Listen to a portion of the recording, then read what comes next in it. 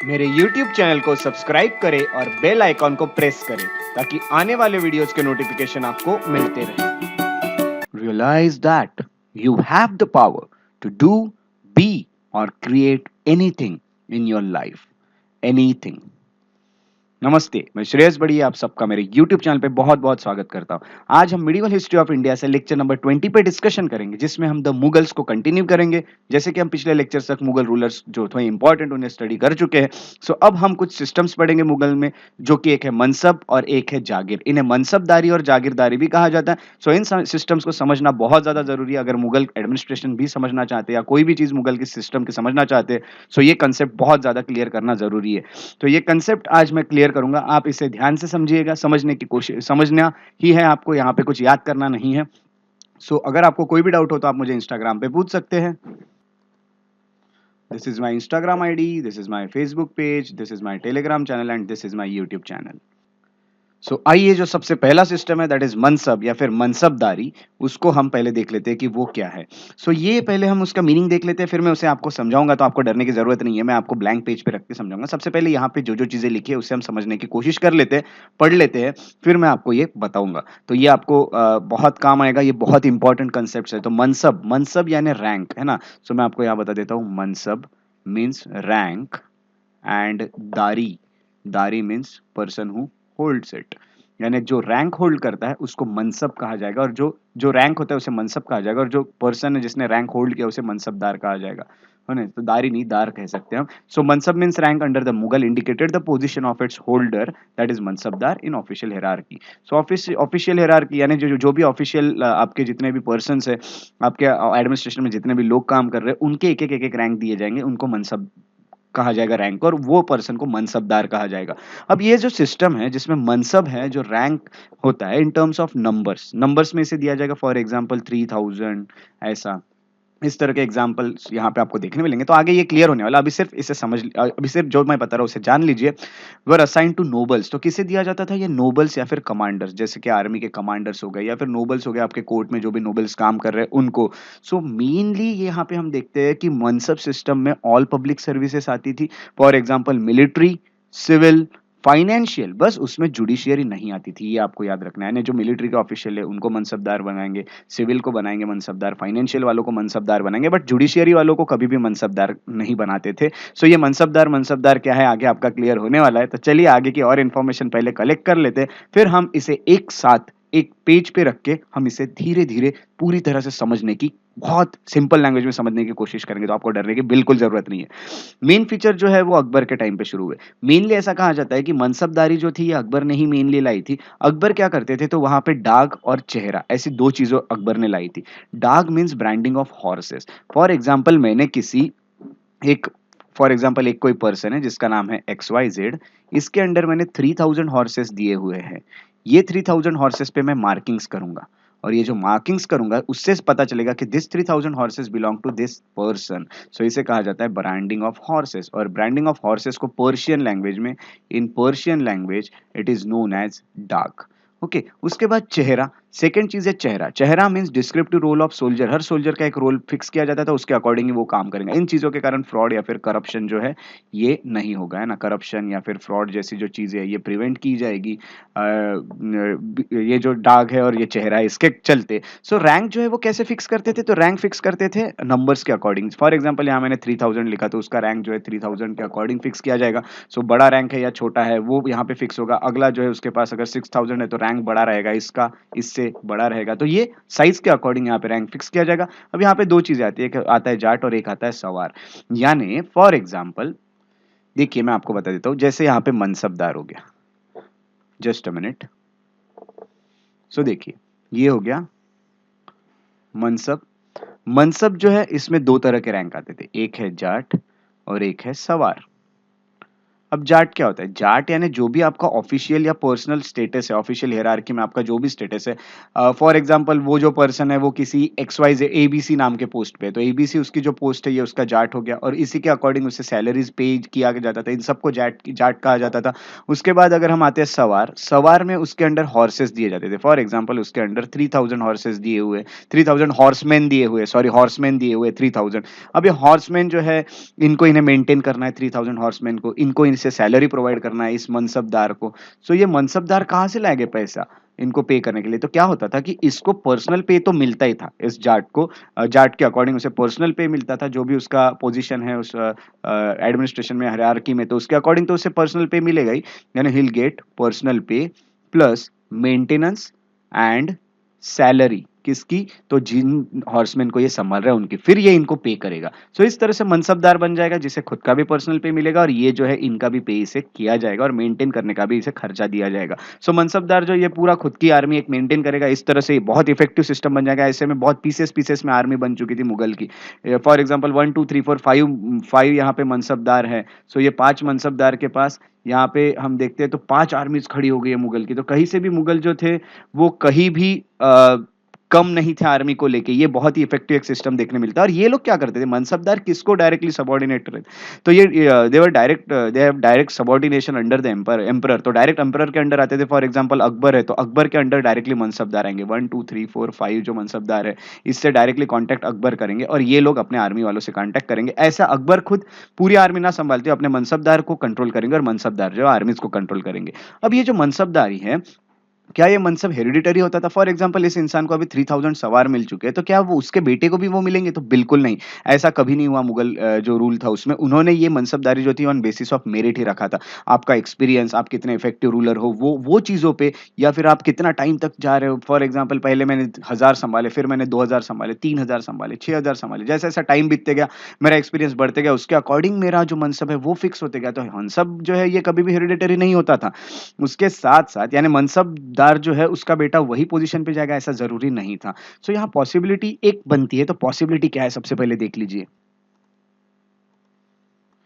अब अगर हम आखिरी पॉइंट को पढ़े तो यहाँ पे लिखा हुआ है कि पॉसिबिलिटी ऑफ एक्जिस्टेंस ऑफ जाट विदाउट सवार rank but not vice versa. यानी क्या हो सकता था कि जो जाट है वो विदाउट सवार रैंक रह सकता था, यानी सवार का रैंक उसे नहीं मिला है वैसा रह सकता था, बट जो सवार है वो हमेशा जाट रैंक का ही होता था। यानी इसका कहने का मीनिंग ये है कि जाट में से ही सवार को चुना जाता था, है ना? तो सवार ये रैंक जाट जो है उसी को दिया जाता था, यानी जो उसका ऑफिशियल जो हायरार्की में आ रहा है उसी को ये दिया जाएगा। सो मेनली ये चीजें आपको याद रखने जैसी है। तो ये इतनी चीजें आपको याद रखनी है। उसके बाद हम देखेंगे कि उसमें क्या चेंजेस और लाए गए। तो ये तो अकबर के टाइम पे हुआ। तो अब आपको मनसब का मीनिंग पता चल चुका है, जाट क्या है ये पता चल चुका है, सवार क्या है ये पता चल चुका है, ये हेरिडिटरी नहीं है ये भी पता चल चुका है। अब हम देखते हैं कि अकबर ने तो इतनी सारी चीजें लाई, इसमें एडिशन क्या किया जहांगीर ने? जहांगीर ने जो एडिशन किया उसको कहा जाता है दौसपा सियासपा। सो दौसपा सियासपा क्या है? सो दौसपा यानी 2 to 3 हॉर्सेस। अब यहाँ पे उन्होंने क्या किया? सो ये सवार रैंक से रिलेटेड है। अब सवार यानी आपको पता है ना, सवार का रैंक दिया गया है। अब यहाँ पे क्या होता था? अब मनसबदार holding this rank had to maintain, यानी अभी किसी को दुआसपा सियासपा मैंने दिया हुआ है।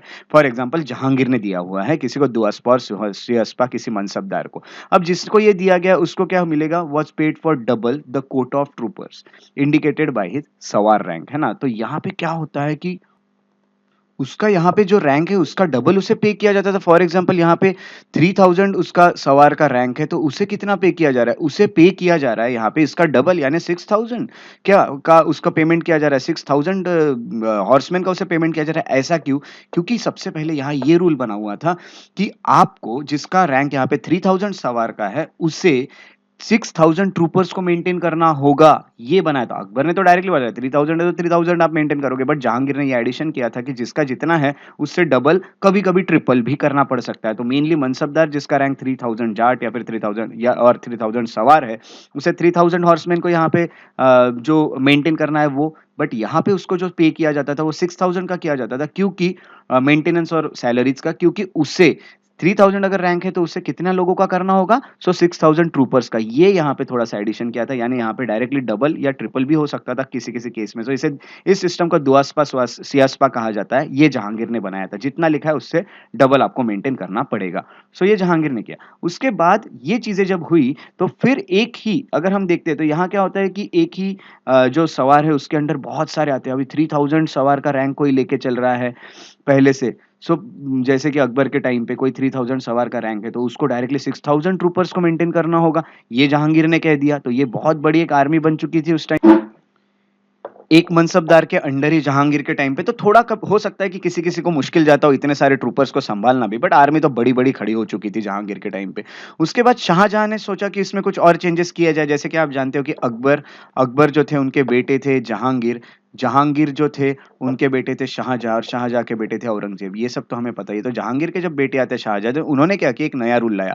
उन्होंने जो रूल लाया उनको ये पता चला कि ये तो बहुत भारी है, डबल या ट्रिपल। सो उन्होंने वहां पे रूल लाया 1/3 और 1/4 वाला। अब 1/3 और 1/4 वाला जो रूल है, उसमें क्या होता है, he reduce the number of सवार्स, है ना? सो सवार जो है noble was required to maintain, उसे कम कर दिया। अब यहाँ पे आप देख रहे हैं कि डायरेक्ट 3000 है तो 6000 को मेंटेन करना पड़ता है, इन्होंने कम कर दिया। इन्होंने कहा कि जो आपका कोटा है उसके 1/3 ही आपको मेंटेन करना है, किसी-किसी सर्कमस्टेंसेस में 1/4।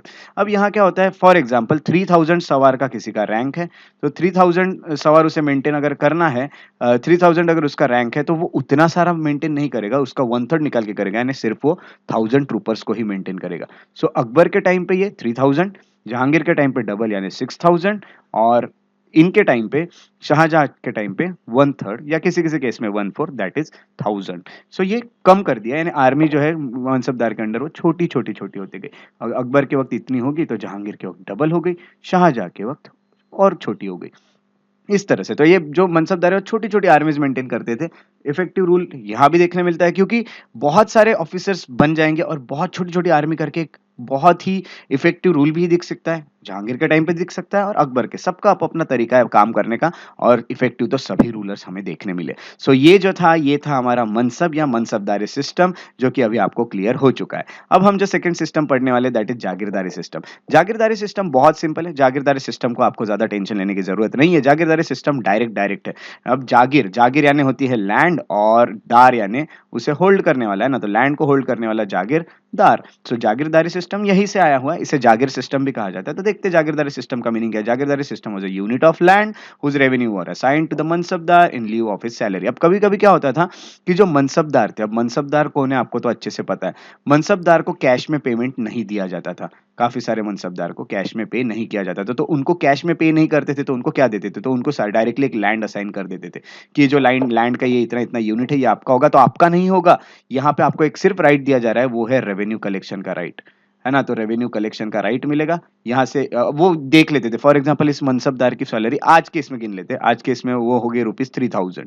3000 किसी की सैलरी अब मंथली, अब उसको ये सैलरी नहीं दे पा रहे, तो इतनी लैंड देंगे जहाँ से 3000 मंथली रेवेन्यू कलेक्ट हो सकता था। वो इस मनसबदार को दे देंगे और वो यहाँ से रेवेन्यू अपना कलेक्ट करके अपनी सैलरी यहाँ पे बना लेगा। सो इसी तरह का जो सिस्टम है, इसे इक्ता सिस्टम कहा जाता था सल्तनत के टाइम पे। दिल्ली सल्तनत में इसी सिस्टम को इक्ता सिस्टम भी कहा जाता था। यही सिस्टम होता है जहाँ पे सैलरी देने से अच्छा लैंड दे दी जाती है सिर्फ रेवेन्यू कलेक्शन के लिए। बाकी वो जो लैंड है वो रूल मुगल रूल के अंडर ही आएगी। सो ये भी कोई हेरिडिटरी राइट नहीं था। जो मनसबदार को ही मिल रहा है, तो मनसबदारी जब हेरिडिटरी नहीं है तो ये हेरिडिटरी कैसा होगा, है ना? तो ये चीजें हमें क्लियर है।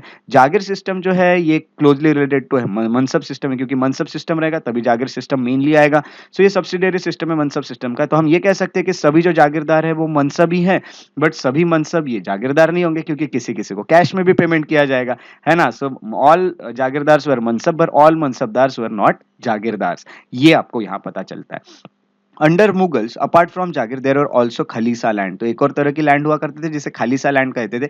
खलीसा लैंड से जो रेवेन्यू आता था वो मेंटेनेंस ऑफ इंपीरियल कोर्ट, जो भी दरबार होगा उसके मेंटेनेंस के लिए यहाँ का पैसा यूज होता था। ऐसी भी कुछ लैंड हुआ करती थी। तो यहाँ पे लोग रहते थे, वो नॉर्मली लैंड थी। वहां से जो रेवेन्यू कलेक्शन होगा वो डायरेक्टली इंपीरियल कोर्ट के मेंटेनेंस के लिए जाएगा, या फिर जो भी पर्सनल खर्चे करने एम्परर को उसके लिए जाएगा। तो ऐसे अलग अलग यहाँ पे सिस्टम्स बांटे हुए थे। तो कहीं खलीसा लैंड हुआ था, कहीं कहीं पे जागीर हुआ करती थी। तो जागीर का मीनिंग अभी आपको क्लियर है। सो अभी आपको जागीरदारी सिस्टम भी क्या है ये पता चल चुका है और आपको मनसबदारी सिस्टम क्या है ये भी पता चल चुका है। सो इसी तरह हम अगले लेक्चर में मिलते रहेंगे। अगर आपको मेरे वीडियोस पसंद आ रहे हैं तो इन्हें लाइक ज़रूर करें, शेयर करें और सब्सक्राइब करना ना भूलें मेरे यूट्यूब चैनल को। अगर और अपडेट्स चाहते हैं तो फॉलो और लाइक करें मेरे पेजेस को। फेसबुक पे श्रेयस बड़ी इंटरप्रिटेशन पे मुझसे कनेक्टेड रहना चाहते हैं तो इंस्टाग्राम पे मुझे फॉलो कर सकते हैं, श्रेयस बड़ी द पीस लवर मेरा इंस्टाग्राम आईडी है। मुझे मेल कर सकते हैं shreyasbadi@gmail.com पे। सो इसी तरह हम मिलते रहेंगे, तब तक के लिए अपना ख्याल रखें और आपका दिन शुभ हो। Have a good day and take care.